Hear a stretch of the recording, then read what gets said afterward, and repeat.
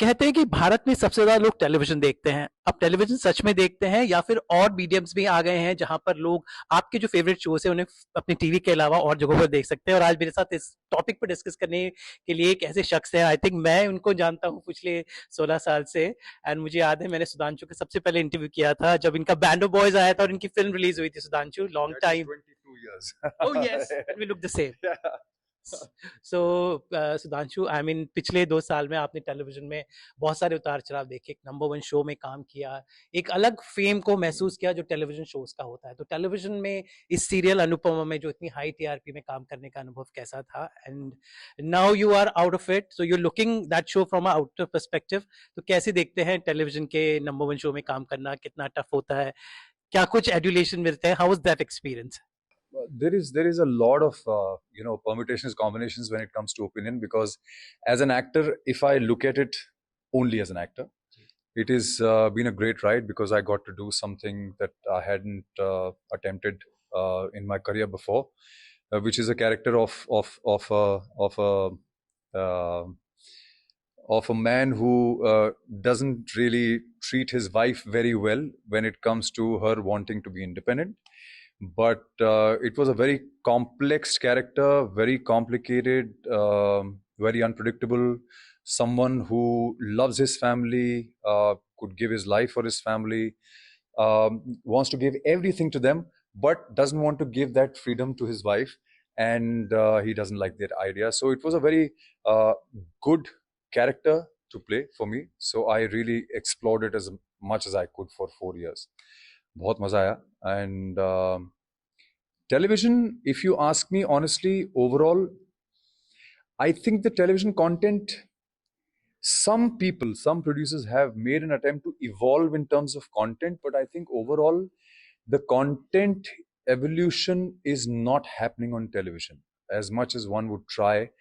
But it keeps going back to the same thing. It happened in Anupama as well. The first year and a half, we were brilliant, absolutely, in terms of the subject, the scenes, the kind of the storylines that we were building, with through the characters. Somewhere down the line, after about a year and a half, it started to stagnate, and I don't blame them, because to be able to run a show successfully for so many years, 4 years, I believe it's still doing well. I was a part of it for 4 years. In 4 years, we were number one throughout almost. And to be able to do that, I think it's a very inhuman task. So I feel very happy that I was a part of a show that became a cult across the globe, and Indian audiences everywhere in the world have loved it. So yes, it was a fantastic experience. मैंने देखा आप social media अपने fans के पे बहुत जुड़े रहते हैं, आप उनको बराबर सही अपडेट देते रहते हैं, कोई विषय होता है तो आप खुल के बोलते भी हैं। तो सोशल मीडिया जो एक नया एक जॉब अटैच हो गया आजकल सबके साथ, उसमें एक अलग परिवार बन गया है, उसको जो हैंडल करना भी एक कला है। तो क्या कहना है, कैसे हैंडल करते हो सोशल मीडिया ब्रिगेड को, फैंस को? पहले केवल फैंस होते थे या फिर व्यूअर्स होते थे, पर अब ये जो सोशल मीडिया के जो आपको प्यार भी देते हैं, थोड़ा फूल भी देते हैं, कांटे भी देते हैं, तो how do you handle your social media? I think you have to really strike a balance with social media. You can't really depend on it. You can't. It should be a tool for you to be able to reach your audiences, to maybe express what you want to, be in touch with them. But I don't think it's a tool to validate your existence. So the moment you get into that space where you want validation from social media for your own existence or anything that you're doing, then I guess it becomes a very negative space to be in. That is why I say social media is boon. It's a boon as much, and also I would say, I don't know. मुझे लगता नहीं है मैं कर्स बोलना चाहिए मुझे, but it's definitely it's a necessary evil. I would say it's a necessary evil. You have to, but you have to know how to deal with it. How has been the journey? I know, boy from Nainital to Mumbai, and now your family here. इतना कुछ प्यार मिला है मुंबई में. How do you see that journey?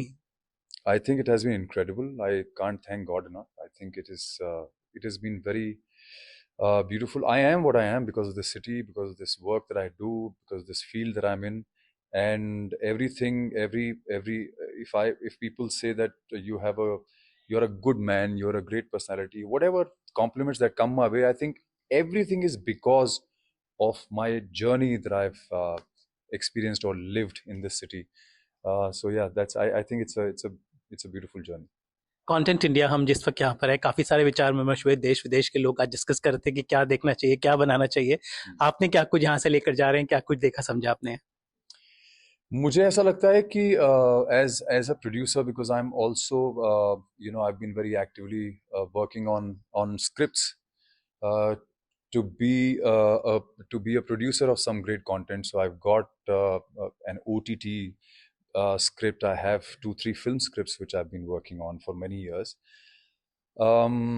Yes, I think what I understood from the discussion in the panel, I guess the market is very difficult. It's not very easy. It is very difficult to get the funding.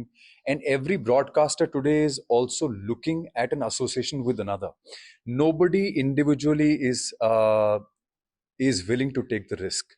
So yes, now I think what everybody learns to should learn from the situation in the market is you need to divide your risk every which way. Even as a producer, you need to divide your risk.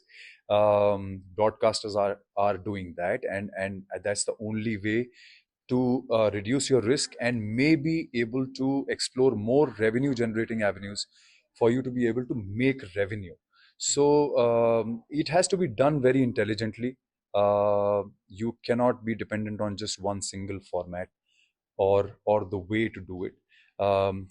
As a producer, I would look at a story which I can shoot maybe in a country or in a state where I can get subsidies. So if I'm making a 5 crore film, I should be able to get secure 30% of subsidy from there. So I know that much I've secured, and then 70%, from the broadcasters or whatever. I mean, whichever way, or a studio.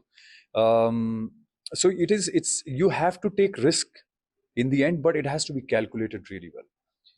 Lastly, आपने millennials को boy band से introduce कराया, Gen Z का जमाना आ गया, आपके कुछ Gen Z बच्चे हैं, तो जेनजी को किस तरह का म्यूजिक करना चाहिए? आजकल के pop bands and Korean bands, what do you take on what Gen Z should listen, and how do you think what music are they listening, and what do you suggest that how can they have a better ear to sound, since you were the pioneer of the millennial music that we all know?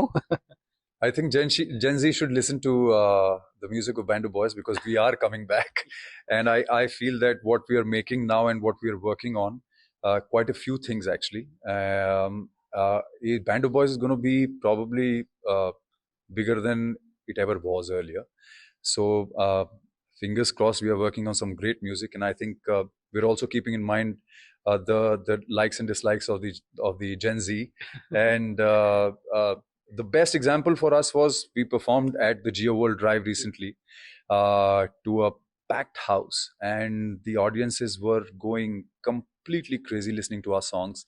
So I know we are still alive, we are still there, full on, and I think it's just a matter of time till we come out with our album very, very soon.